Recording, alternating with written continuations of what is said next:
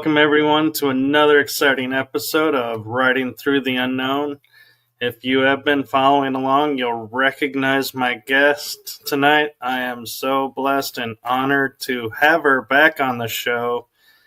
And even with the timing of we get to promote a very special event for her as well.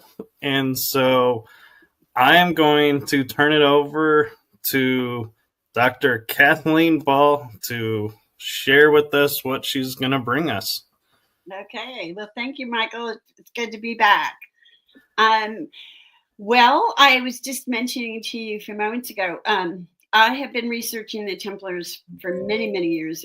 My research goes clear back to the early 2000s. And, it began with a figure that I had actually researched during the time in my life that I was very involved in art. In fact, when I was 16, I started researching Leonardo da Vinci. And I have now found connections with the Templars and Leonardo da Vinci.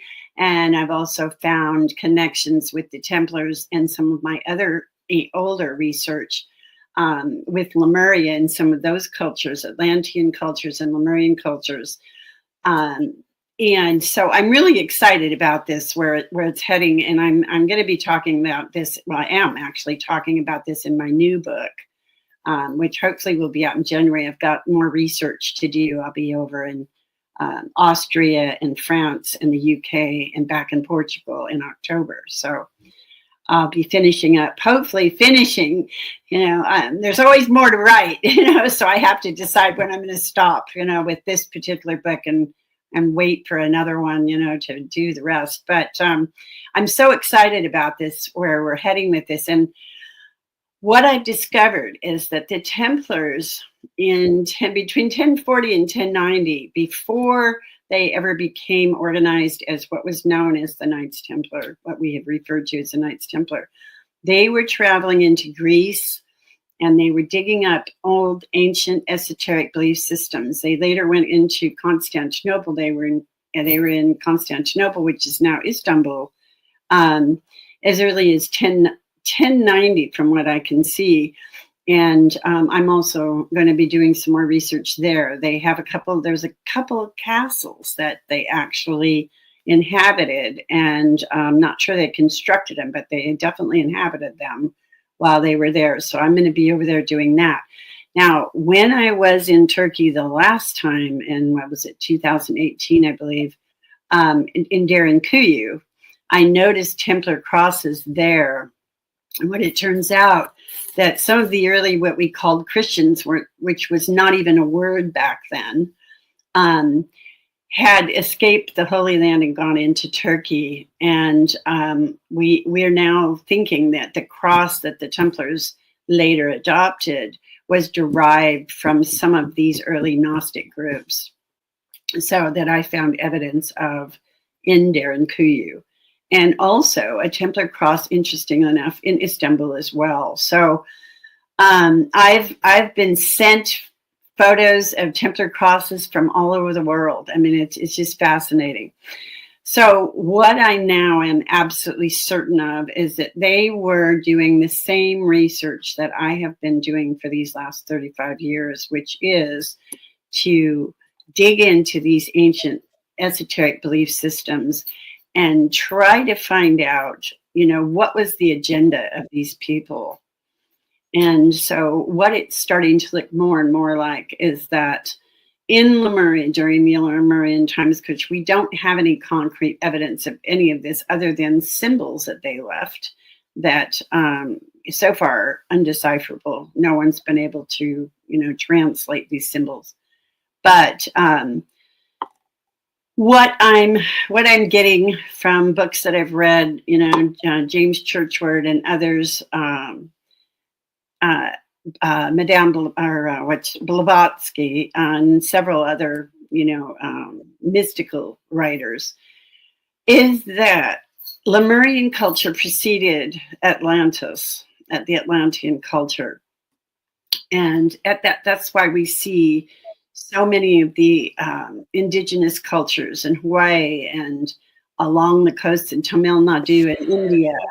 And also we have in the Chumash on the California coast, many of the same symbols. And within these cultures, there is that connects all of these, and the Polynesian islands too, by the way, there is the connecting beliefs in interrelationship with nature. So they were not technologically advanced in the way that we understand today in terms of machinery and all this sorts of stuff. They were well versed in crystals, technology having to do with energy systems that derive their power from the planet. And so now what I'm starting to see, and especially, that we've uncovered recently, well, not recently, but it's really coming out to the world now, the underground tunnel systems and whatnot in the Giza Plateau. And, for a long time, of course, Chris Dunn has introduced this many, many years ago. We believe that the temple systems and the pyramids in Egypt were used as energy, as generators for energy. So I am definitely believing now that many of these cultures stemmed from the early Lemurian cultures. That if you believe in the Pangea, which I happen to be a believer of, theory that the continent was at one time all one, and there may have been islands and things around that, but it split apart as the tectonic plates began to shift, et cetera, et cetera. And that's why we see, so many of these indigenous cultures with the same belief systems and the same ideologies, et cetera, et cetera. So fast forward to today. So we're going through much of the same temperature shifts and ranges that we're dealing with, these massive heat waves, and then we're having floods, and we're having earthquakes, and we're having tornadoes in California on the coast, which is totally bizarre.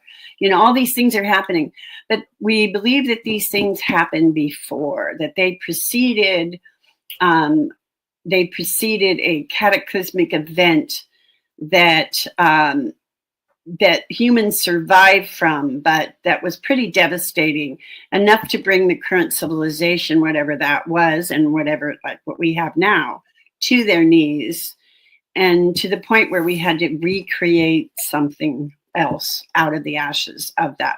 And we believe that this is what happened after the last cataclysm. And we created basically a patriarchal system, which was different from what we had in the past. So what we are embarking on now, and many of the Templars believe this, including Timothy Hogan, who is the Grand Master of the Templars and a friend of mine. We have discussed this at length. And what we believe is happening now is that we're going to go through something very similar. And instead of picking up where we left off with the patriarchal systems and many of the technological advances, derived from petroleum products, et cetera, that we're going to move back towards basically sort of a reunification with some of our older beliefs that go along with Lemurian cultures and some of the indigenous cultures that still carry these beliefs. So that is what many of the Cathars and several of the Gnostic groups believe, that this was a time, and also Leonardo da Vinci, by the way. There's every indication that he saw into this future time in history. And I believe that I actually did a painting of this, which is behind me. I don't know if you can see it, but anyway, it doesn't matter. I believe that there's more notes, that Leonardo da Vinci actually has more notes that will be uncovered, that will talk about this, that were so far advanced that, he would have been burned at the stake if they'd been discovered during his time. But anyway, I recently found out, I was in France last year, and I discovered that Leonardo da Vinci's chateau that was near the castle in France that King Francis I built for him is about, I think it's less than 2 kilometers away from the St. John the Baptist Church. That was a Templar church that was functioning during his time, which is interesting because it was after 1307 and after the suppression of the Templars in France. So I've done a little history on this church, and I'm going back into France to try to get into the interior of the building itself and talk with some of the people that, that are running it now, because it's only open one day a year, or 1 week during the year. So anyway, there's lots of things that I've been uncovering that lead me to believe that the Templars were carrying this light, this belief in light. They were called a certain masters of the light. I can't remember the exact term, but they were carrying forward these same beliefs that were practiced during the Lemurian and Atlantean times, and that they were carrying and keeping these secrets safe. Now, Scott Wolter is going to be disclosing, if he hasn't already, I'm going down to a lecture next month in Southern California, where he and Timothy are going to be speaking. And Scott's going to be opening up the Cremona documents, which talk about the same thing that I'm talking about right now. Evidence of the Templars having possession of very, very ancient esoteric belief systems.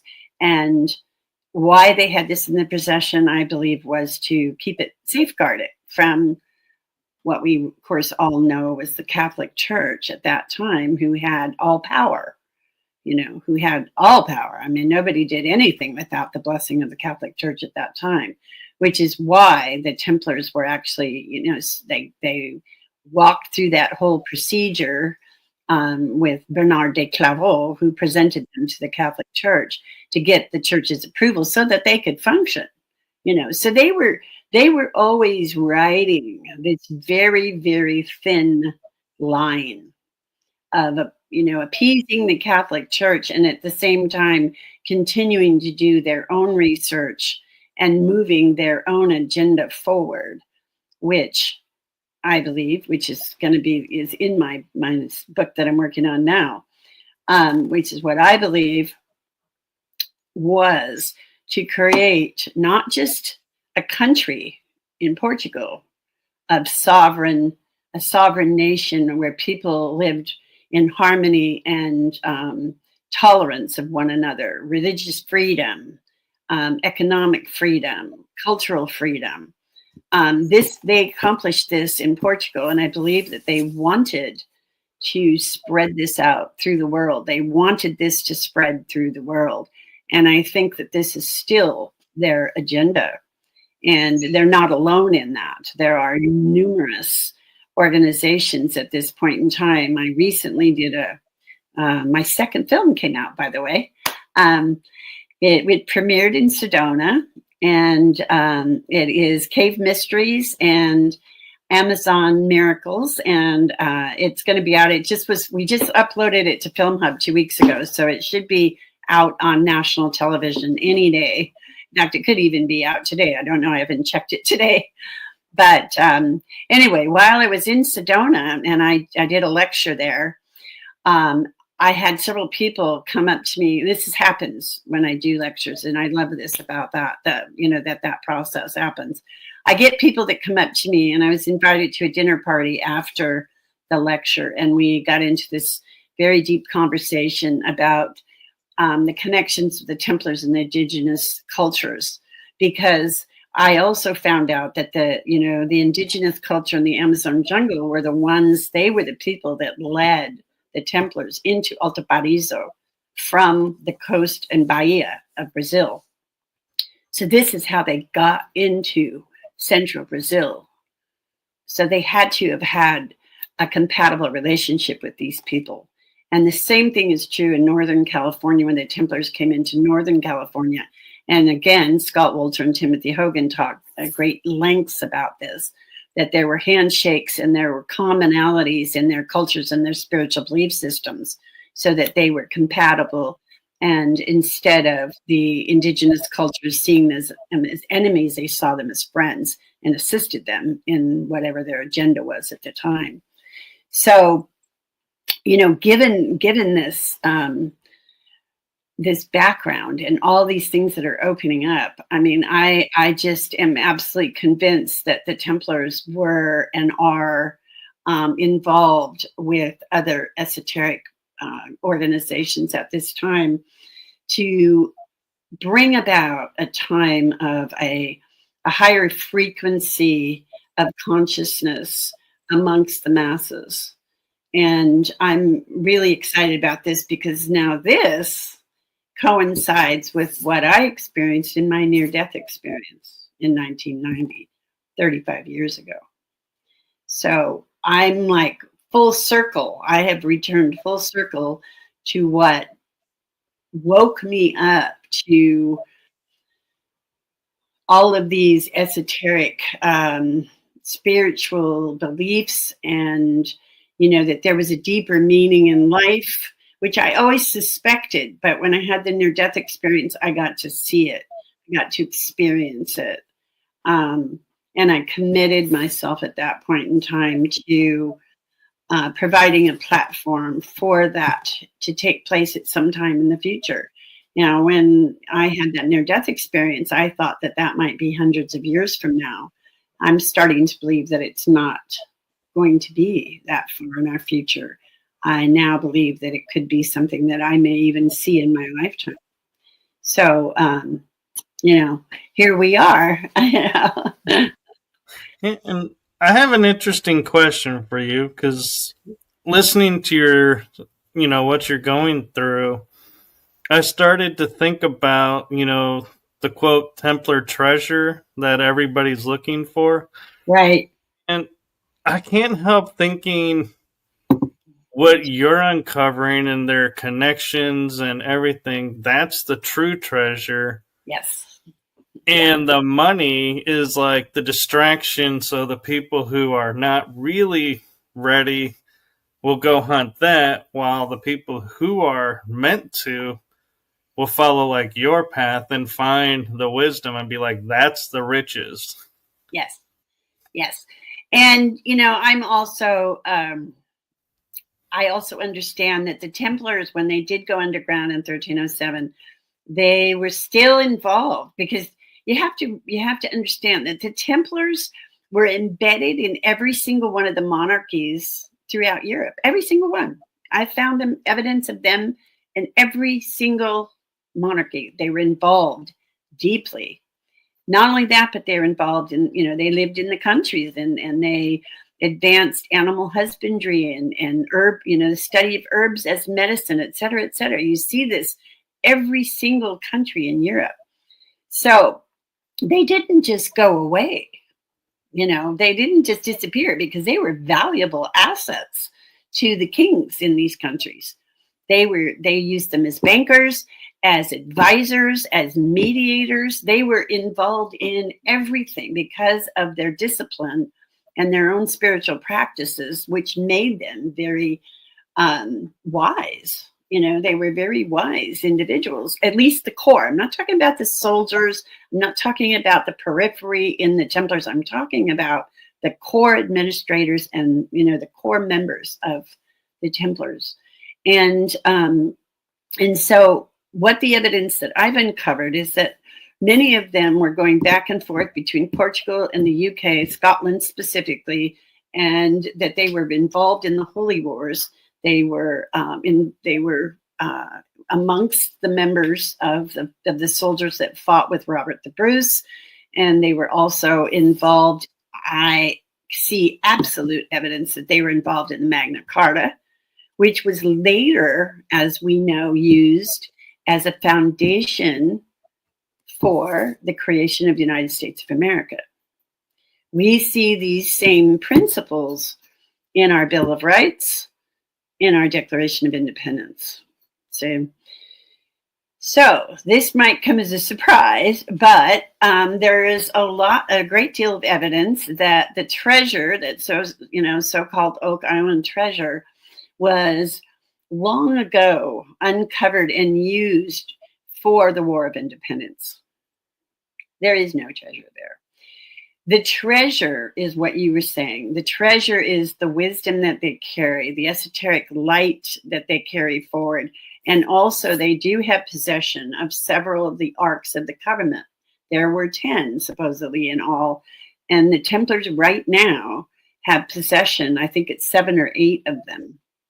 So these are intended to be used in a future time when we will be able to reactivate the earth and its, energy generators throughout Egypt. And I mean, they're all over.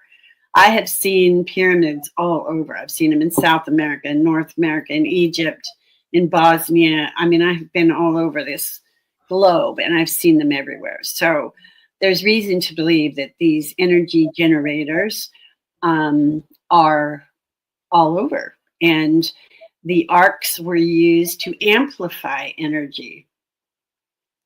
Timothy Hawkins, he expresses this really, really well in his talks. In fact, I encourage you to try to get a hold of him as a guest speaker because he's phenomenal. He really he talks about the alchemic aspect of the Templars and of what we're talking about right now, these belief systems.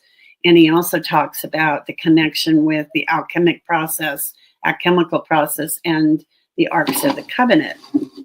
So, this is really vital. This is really important because our ancient belief systems in Lemuria and, of course, in Atlantis were practicing alchemy. I mean, this was a natural thing. This was something that they did just like you and I breathe. They were involved in this. They were involved in keeping the vibration of the planet very high. We have actually devolved. I mean, if you look at the Hindu system of belief, I've studied all of it. But if you look at the Hindu system, we are just now coming out of what's known as the Kali Yuga. We're moving into the Dwarpa Yuga, eventually into the Satya Yuga, which is an ascending process. But for the last, 36,000, possibly more years, depending on who you talk to as in terms of the lengths of the Yuga eras, how long they last, we have been in what's known as a descending Yuga, the Kali Yuga, very material, very dense. And it is also the vibrational frequency of the planet has gotten denser. Everything that you see around you. I mean, this cup is vibrating at a lower frequency than maybe my hand or that a glass of water would. And everything that exists is as a result of the frequency at which it vibrates. That determines the density of whatever it is, you see. So when we are vibrating at a higher frequency, we are less dense. Do you see what I mean? I do, and I'm wondering, because we talk about becoming in an age of awakening or enlightenment, however you want to call it. Yeah. The Great Awakening.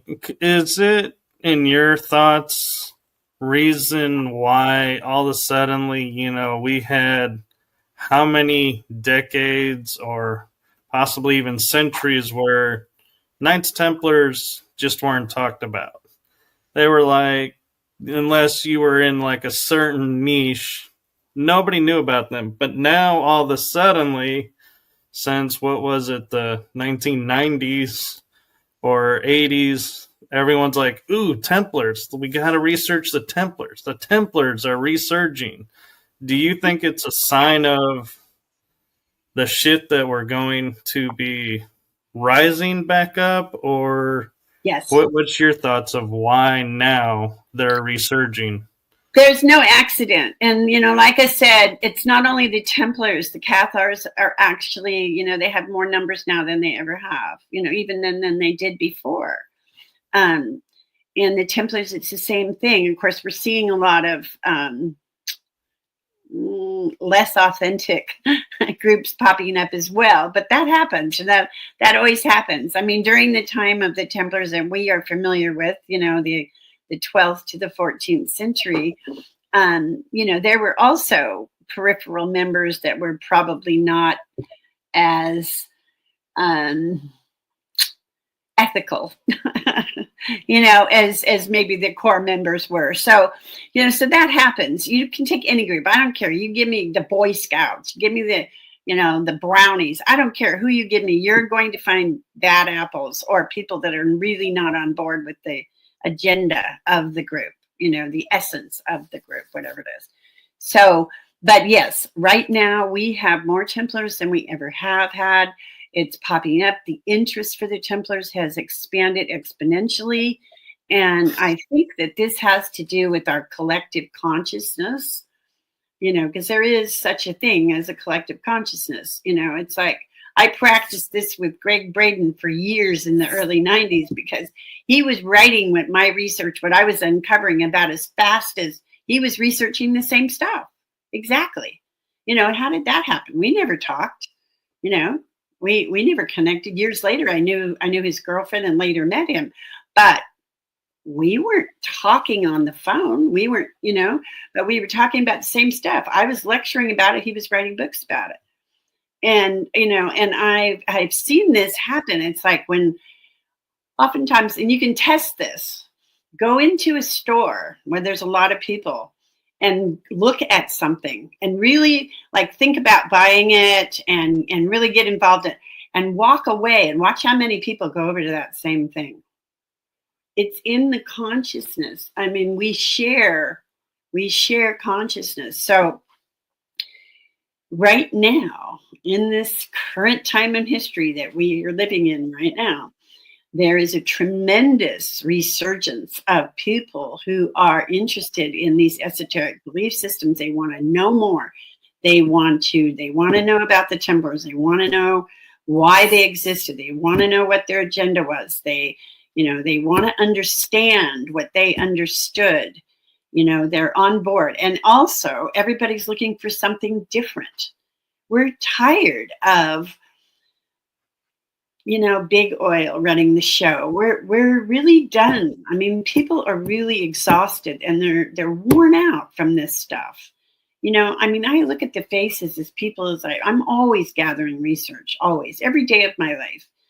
And I see people, they just look downtrodden and stressed out and fearful and angry and frustrated. And it's just getting worse. It's not getting better. So I believe that pressure in itself is going to bring about, a collapse of what we have co-created on this planet in the last, maybe 20,000. I don't know how many years you want to talk about since the last cataclysm. So we're going back, 12,000 years. What we have co-created on this planet. And it's turned into something that not many people, that the majority of the people don't want to be involved in anymore.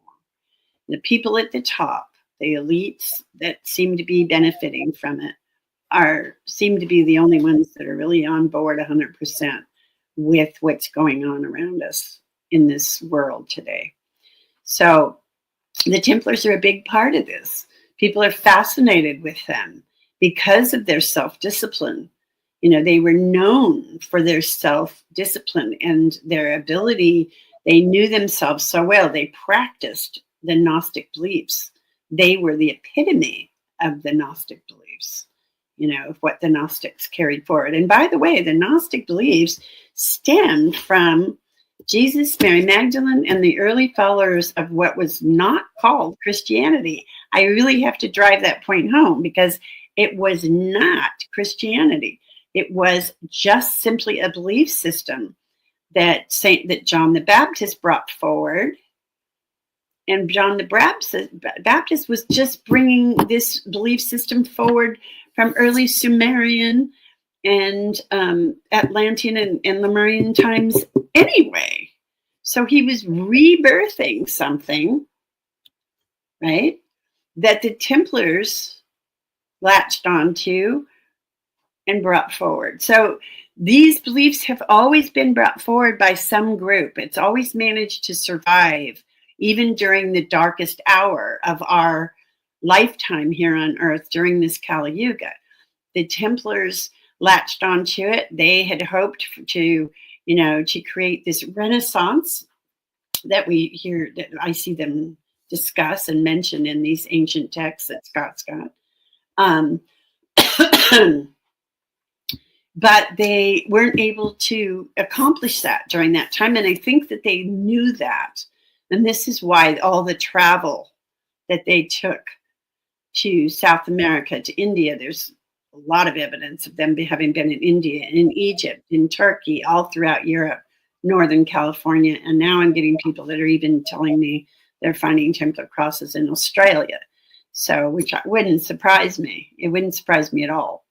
They had the possession of the Phoenician maps. They had the money. They had the time. They certainly had the members. They had enough people. And also, I did uncover that they had a port. They had a secret port in Peniche in Portugal, where they had 2 commanderies, and they had convents where they were teaching their members how to be sailors. They were teaching them nautical skills.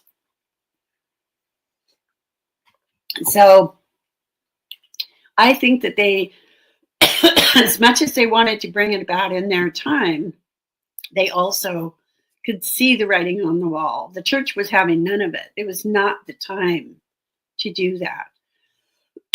But they laid the groundwork for a later time. And that time is now. And I'm kind of curious, and I don't know if you've come across this or not, but as enlightened and as seekers they were, is there any evidence of them coming into contact or researching into like what we call star beings or visitors from other worlds? Absolutely. Yeah, absolutely. And again, Timothy talks about this. We shared a lot of research lately because, excuse me, I had been doing all my research by myself. I had been uncovering these things. And after meeting with him, he corroborated everything that I had discovered. Even things that it was just theory for me, that I hadn't found any evidence yet. So, yeah, I do believe that they were, if they were not in contact, they certainly were aware of, and I think they understood that we have been contacted by other beings. And I mean, they were worldly. They were aware of a lot of things that the masses were not aware of. Excuse me, I'm recovering from this darn thing, and it's starting to bother me. But anyway, yeah, I think that there's no mention in any of the texts that I've come across, or that anyone I know has come across to date. But I don't see why not, because they were open-minded enough to embrace those beliefs. And I think that if they were presented with any evidence, I think they would have accepted it. And one example I'm curious about is, I don't know if it's truly theirs or we just match it to them, is like in, I believe, is it Ethiopia, where they have the church that's in the shape of the cross built from the ground level down. Yeah. And to me, that seems like something as precisely shaped as it is, a little, I might be overstating this, but a little out of our league to create. And so I wonder, is that an example of them saying, look, we were helped and look at what we were able to build with help from other sources? Or do you think they really did know how to build that precisely in those sharp corners back then? Absolutely. No. Yeah, absolutely. Yeah, the Templars, their building skills, again, were derived from ancient texts, many of which came from the Islamic people that they connected with, that they came into contact with, not only in the Holy Land, but also in Portugal, because they fought many of the Moors and Islamic forces in order to take over the territory of the Iberian Peninsula, which is now we understand it as Portugal and Spain. But the curious thing was, once they conquered and took these lands for their possession to call the country Portugal, they invited these people to stay. Now, I've run across mass graves from these battles that they had, where Templars and Islamic soldiers, they're buried in the same burial grounds with altars, huge standing stones and altars that are dedicated to them both. So there's every indication that the Templars were learning from their building skills and things that they were learning from Islam. Because you have to remember, the Islamic structures were based on sacred geometry, and they, amongst their members, were the Sufi, which is, again, an ancient spiritual group of people whose beliefs went all the way back to Lemurian and Atlantean cultures. So, yeah, I hope that answers your question. It does, and it also raises another question of, we have like an example of the cross in that structure. Then we have the Tour Magdala, which is a totally different style structure. And then Rosslyn Chapel is another different look. And I look at that and I'm wondering, like we say, there's the Camino Real or the Chakra Road. Could these structures be built to certain shapes and are encoded a certain message of, here's our path, and each one is built to represent, and we just are missing that, piece of the puzzle of going, oh, look, this structure, would be this, and this is what's encoded in the architecture? There was no accident where they used specific sacred geometrical understructures for every single one of the buildings, all of their churches, all of their chapels, every one of them. These principles, you'll find these architectural principles in them. And, everything, again, would get back to frequency. Everything on this planet, your breath, it doesn't matter what it is, has a frequency that emits a frequency, whether we're consciously aware of it or not, but we're receiving frequencies all the time. And so it stands to reason that these sacred geometrical forms we're also capable of emitting, once we are capable of tuning into them, sacred principles or whatever, that they are triggering us. I know that myself, having been in the Great Pyramid numerous occasions, I have had phenomenal spiritual experiences because of the sacred geometrical, and I believe it's directly because of those principles. Also, when I was in Rosslyn Chapel, I had similar experiences there, and in chapels in Tomar in Portugal, the chapel that's dedicated to Mary Magdalene, Santa Maria do Orival, phenomenal spiritual experiences. And not only that, but it's almost like memories, it's almost like memories. Now, one of the things that's really interesting that I just recently uncovered is that one of the principles that the Lemurians believed that they were doing when they saw the fall of their civilization was to imprint within our DNA structure memory of that time frame, memory of the spiritual principles, memory of the culture, memory of the abilities that we had at that point in time, which were far superior to what we have in terms of today. In terms of, we have 5 senses. That's, so minute compared to our capability that this body that we have, that's been beautifully designed, is capable of. You see, and during the Lemurian times, we just lived it. That was our everyday life. So I believe that the purpose for many of, like in Shop Cathedral and many of these other places that the Templars built, that the purpose of these buildings was to wake people up. In addition to the stained glass windows and the iconography and the symbol, all of it together was to, on some level, whether it was subconscious or whatever, to wake people up, gradually wake people up as we become less dense, because we are beginning, we've been coming out of the Kali Yuga for some time now. We are out of it now. But as we become less dense, we're more capable of taking in this esoteric transmission, these emissions that are coming out. And I think, they're embedded all over the world. They're all over the world. They're everywhere. I have experienced them everywhere. I'm very sensitive to energy now after having a near-death experience. I'm more sensitive than most, probably, but also because I exercise it. I believe in it. And so, I become more and more open instead of less.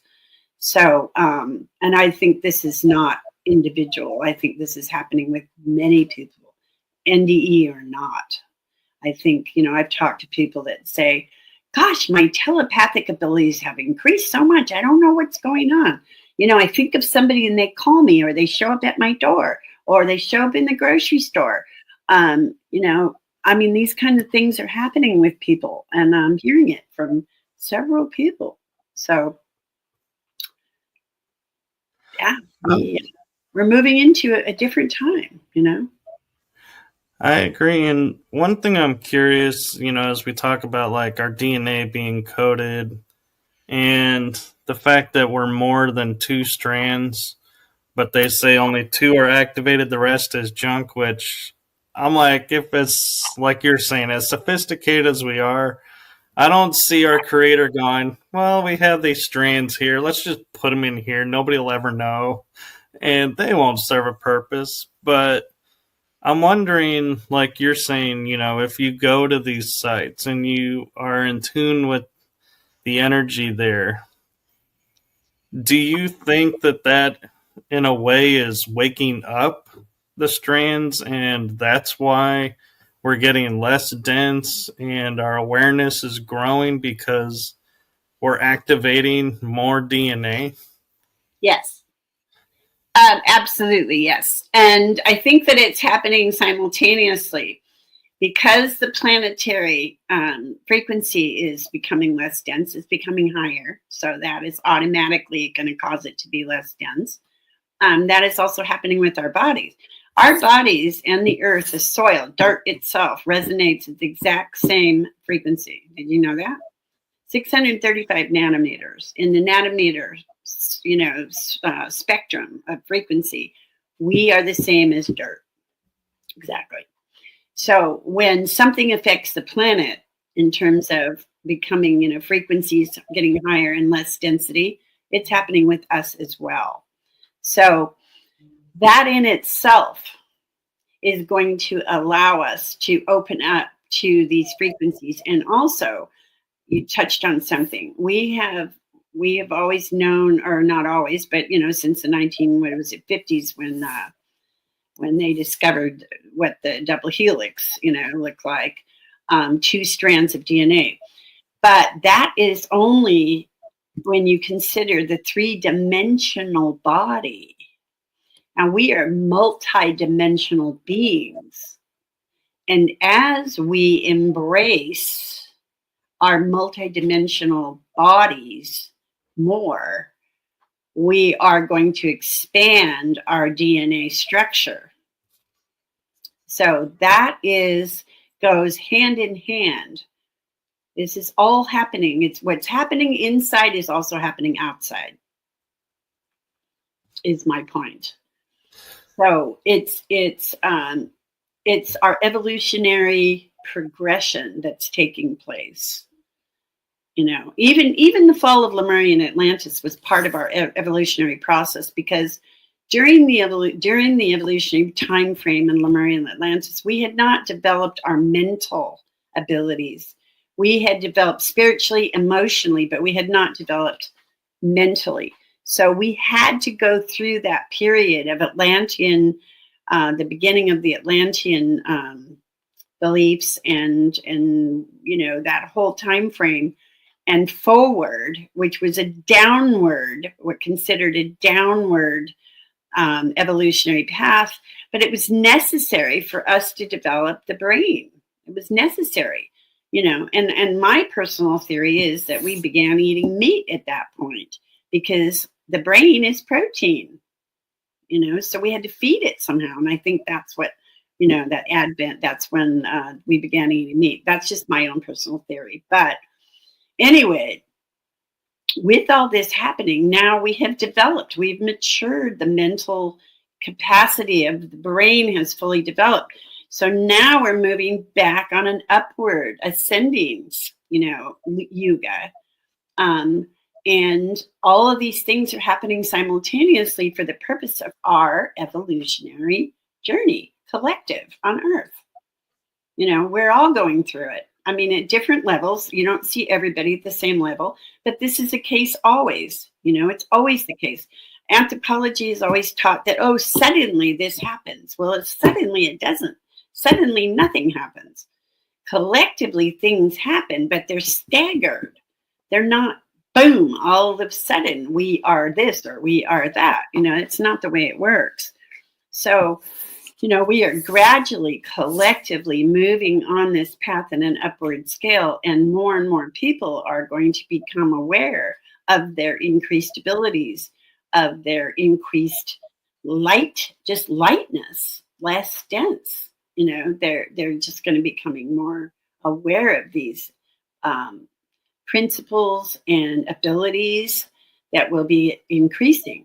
You know, and we see on the world stage, you know, all this chaos and all this stuff that's just basically, I just see it as an attempt to distract us.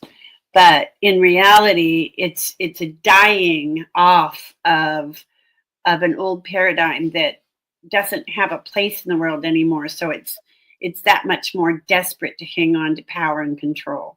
If you've ever watched, like when I was a very young child, I used to play with bugs because my brothers weren't old enough to play with. And so I go in the backyard and I play with bugs.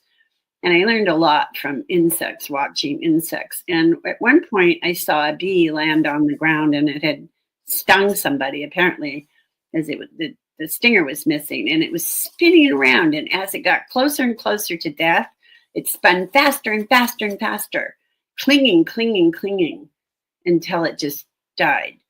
And that taught me a great deal about, you know, how systems progress. And when they are at the end of their life, what happens?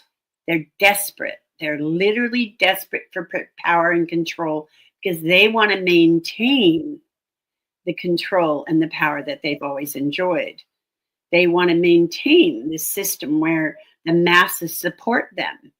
The masses are the ones that do the work, that support their lifestyles, and they enjoy that, and they don't want to give it up. So with this fall taking place in this evolutionary shift, which they can't do anything about, this is a spiritual evolutionary path of mankind. There's not a damn thing they can do about it. But they don't know that, because a lot of them are not spiritually connected in the beginning, you know, to begin with. So what they're doing is desperately trying to convince us that they're still in power and that they have all power. And the best thing that we can do is ignore it. don't give them any power. Don't give them any power. Just focus your attention on spiritual things or improving your own life. I do on TikTok, I do the lessons involved in beginning and functioning and maintaining your own Grail quest, which I believe, is the title of my book, and which I believe is everyone's possibility. I mean, everybody can do this, is step out onto their own Grail quest. Who was it? Joseph Campbell called it following your bliss. I refer to it as a Grail quest because of my Templar research mainly. But once you step out into your own path, you begin, yes, yeah, there you go. But you literally begin, to experience synchronicities that happen. I can't even tell you, or we could do a whole program just on the synchronicities that have happened in my life as a result of me stepping out into my own Grail quest. So when we do this, we align ourselves with the ascending yuga, with the energies of the ascending yuga. We open ourselves up to the possibilities, to other possibilities. We open our mind. We open ourselves up to the energies that are coming into the planet. And we're going to have a less rocky road than a lot of other people would have if we embrace our own destiny, our own path. The thing that is the biggest obstacle to doing this is fear. So we have to conquer fear. And these are tools. There are tools in what the Templars taught and in many esoteric belief systems right now, steps that you can take. I mean, you'll even find these in AA, the exact same steps that were in ancient belief systems are even in, that are even in AA. Our 12-step programs. You can do it through 12-step programs. But if you honestly and sincerely practice these, you will get rid of fear. You will be able to relinquish fear, and you will be able to embrace a faith in the future reality, and you'll be able to see things from a higher perspective. And I can't recommend this enough. I mean, I really just can't recommend it enough. That people step out, they get away from, the rat race of trying to pay off their house and this and that and all these materially based goals that we have had on the planet, because they're really going to become irrelevant. And I mean, you do need to have a home, and but you don't have to have a home. And you can sell your home and buy a camper and a truck and travel. I mean, so many people are working, they don't have to work. They're working from home. You can work from a computer, get yourself, what do you call it? Those Wi-Fi, I can't with that. Hotspots. Yeah. You take that with you, hotspot, and take that with you, travel. There's many, many things that you can do to unplug from this system that we have co-created, because it's crumbling, it's falling apart. As hard as they're trying to keep it together, it's not going to stay together. So what the smartest thing that we can do as individuals is to unplug. Little by little by little, we unplug. It doesn't have to happen overnight, but we set ourselves goals. And this is the Grail quest. This is it right here. The first step, becoming aware. Believing and understanding that there is something wrong with my life. Oh my God, I need to make changes. Okay, so what do? I meditate. I want to find out who I am. What is it? To know thyself is the beginning of the quest. And once you know yourself and you know what you really want out of life, then you start moving towards that. But there's basic principles that we have to embrace. Honesty is the big, big, big one. Honesty to ourselves. Letting go of addictions. We've got to let go of the addictions, because we place those in between the energy, the spiritual power, and they are actually blocking us from the sunlight of the spirit. Literally, they all have energy, and that energy will block us from the sunlight of the spirit.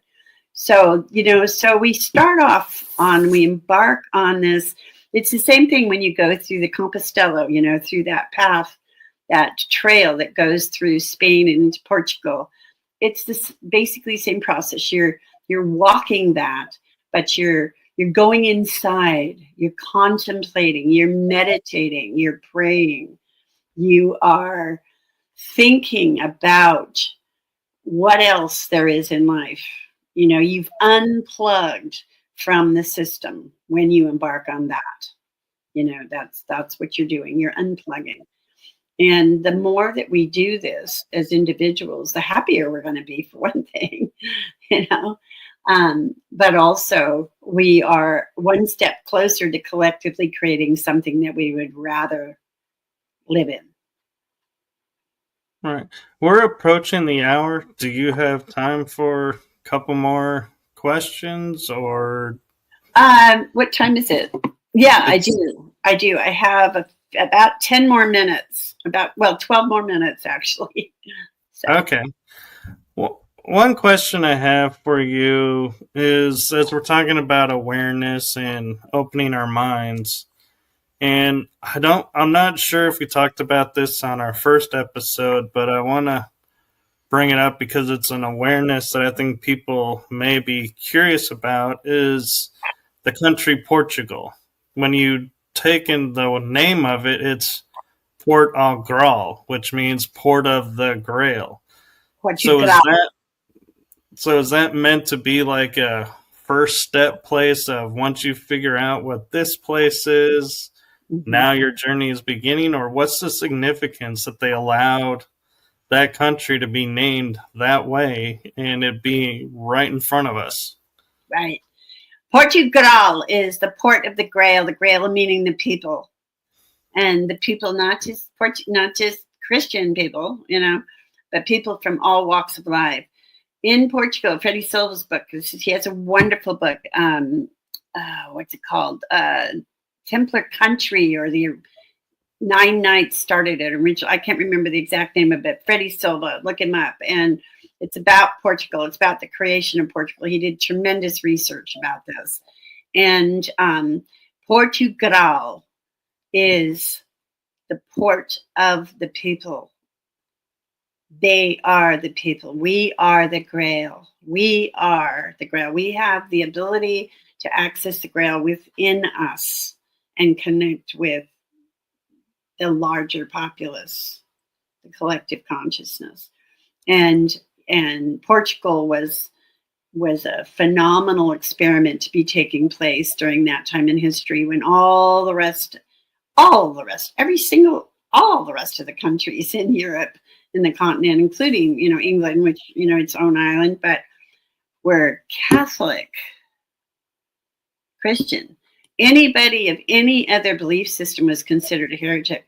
Now, what the Templars did is they went in when the Cathars were being, they were being annihilated. They were attempted genocide by the Catholic Church. They brought the Cathars, they rescued the Cathars, many of them, hundreds of them that I found evidence of, and brought them into Portugal. When the Jews were being persecuted, same thing, brought them into Portugal. There are festivals in Portugal, in 2 different areas that I have witnessed, that I've experienced and participated in, where these festivals are dedicated to all of the cultures that brought about the existence of Portugal collectively. And you'll see Sufis, Jews, Islam, Moors, Christians, Cathars. You will see a multitude of medieval cultures that were involved in creating, and they were the foundation of Portugal. So The Catholic Church wanted more than anything to get into Portugal and annihilate. They wanted to stop this. And they finally did in the 1500, I think it was 1543 or something, when the Inquisition got into Portugal, and they went right into Tomar, and they implanted themselves in the castle, the Convento Cristo, which was the Templar stronghold. That was their headquarters in Portugal. And they went in and they just mass murdered people. They destroyed Templar artifacts. It was a mess. And ironically, they also did this in India at the same time. And they did this in South America in the 17th century, in 1600s, or late 1500s, late 16th century. And I found a book in the Rosicrucian Library that was written about this. Every chapter is about another country that the Jesuits went and hunted down any Templar descendants, Masons, and murdered entire families. So there was a strategic, organized attempt to wipe the Templars and any memory of them from the face of the earth by the Catholic Church. They did not want freedom of religion, cultural tolerance, spiritual tolerance, economic freedom. They did not want it. And so they made every attempt that they could to destroy that. But they didn't understand. These same people are running the world right now. They think they're running the world right now. And they don't understand that the spirit of consciousness, the evolutionary path of mankind, is far more powerful than they are ever going to be. So these things have survived, and they have bloomed even bigger now than they ever were. So do you think that's why they kind of came to the Americas? Because we're starting to discover they were here, but they never really made their presence known. So was it kind of like a way where they could hide in plain sight? Yes. And were left alone to grow? Yes. Yeah, they worked under the rug. Like I said, they were involved in the author. They helped co-authored or assisted in the Magna Carta, which again was the foundation of the Declaration of Independence and the Bill of Rights here in the United States of America. They were very involved in the beginnings of the government and governance of the United States of America as it began to grow. And then, of course, you have the other side that comes in and overwhelms that. Because the Templars were underground and the Masons were underground, and they weren't above board. It was very difficult for most people to really see their involvement unless you do research, because it's censored. A lot of that information is censored. You're not going to see it on national television or even on movies and films and movies unless you go to YouTube now. I love the internet because we can tune into whatever we want. We can find it on YouTube, Netflix, whatever. We're finding. And Gaia is another one I highly recommend, the programming. But they're doing everything they can to shut us up. They're doing it again. It's the same thing. If you look at the members, this is really interesting. If you look at the members, the authors of this Project 2025 that they're trying to shove down our throats right now, several of the members are Opus Dei.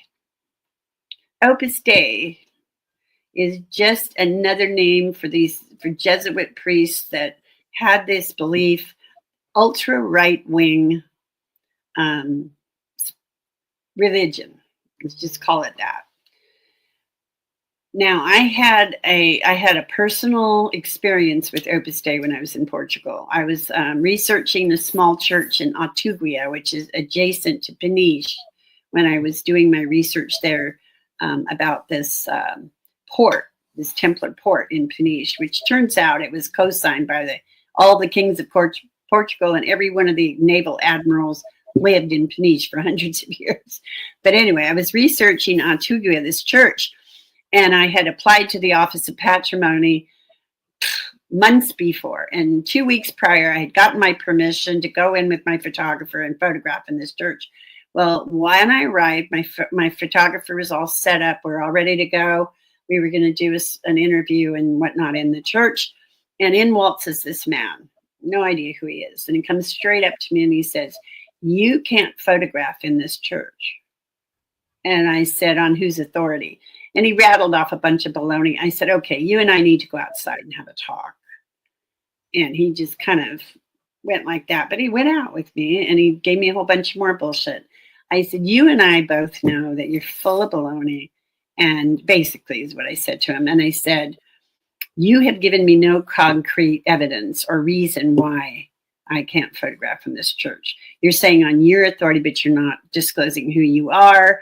Your supposed connection to the Office of Patrimony, but you're not producing any credentials. You know, I really don't have any reason to believe, you know, you could be just somebody off the street," he said. And he got really aggressive at that point. "You are not allowed to photograph in this church." And so I, you know, my photographers and the people from Portugal that I'm there with are saying, you know, back off, you know, so I backed off and I got my photos anyway. But it turned out that my photographer, this was just a synchronicity that happens in my life. My photographer used to date this man's wife in high school. So we did a background search on him. What is he? He turns out he's Opus Dei. Not only is he Opus Dei, but he is the representative from Opus Dei that has installed himself in the Capitol building with the president of Portugal to advise him on what he can and cannot say about religions to the people. That's who this guy is, who stopped me from photographing, right? So then I did some background research on some of the authors, all of the authors actually, from Project 2025 that, you know, is not real popular here in the United States. And sure enough, 7 of the members are Opus Dei. So here we have again the Catholic Church behind the scenes. And I'm not even sure. In fact, I even doubt that the popes, our current pope or our last pope, even knew who these people were. I think this is a secret agenda by a group that has embedded itself in the Catholic Church that's behind these things. Honestly. I agree. And we're approaching the time, and I want to be respectful of that. And I want to give you a chance to, one, talk about your new episode if you want to, and also what you have coming up. If you have any projects or trips coming up you want to promote. Okay, yeah. The film is it's wonderful. It's covers the episode. It goes into the cave, shows the symbols and things that I use to compare with other symbols in Portugal and also in England and several other places. And I also interview the Kalunga, who were the descendants of the African slaves that escaped the churches from the slavers in the late 1400s, middle 1400s, and early 1500s, and escaped into Alto Paraíso and lived in the caves that the Templars had already built there. And then I go into the Amazon jungle in this episode, and I experience a spiritual healing, which took place, which was another miracle, another synchronicity along my Grail path. So that film is phenomenal because you're going to get to see the inner workings of one of the Amazonian tribes, the Hunniquin people, in that episode. And I've got a number of things I'm working diligently on my book right now, which is really keeping me kind of, I haven't been doing as many radio shows and things lately because I'm focused on this, but I'm going to be doing Conscious Life Expo coming up in February. and I'm doing my new. I'll be presenting my new research. I'm really excited about that. And also, I'll be showing clips from my second episode from the second film. So. Very cool. Thank you for coming on, and thank you for sharing with us. And I do enjoy our episodes and hope you'll come back again. Oh, yeah, absolutely, Michael. I'd love to. Yeah. Yeah, when I get back from the UK from this next research trip that I'm doing, and I'm working on episode 3 right now, by the way. We are right now and actively working on episode 3, which is going to be another, I'm opening up some more stuff. I'll come back and we'll talk about that. All right. Look forward to it and have a great adventure with a conscious life. And, best of luck with episode 2. If it's anything like episode 1, I know it'll be great. And also want to take a moment and say, I hope you get to feeling better. And yeah, thank you. Yeah, I am gradually. I'm noticing that I'm much better than I was a couple of weeks ago. Oh, my God. So I'm hoping that that's just going to stay in that positive path. Yeah. And one thing I'd like to do as well, and then I'll end this pre-recorded episode, is from my heart to yours, thank you for your service to humanity and helping humanity grow. Absolutely, Michael. Yeah, absolutely.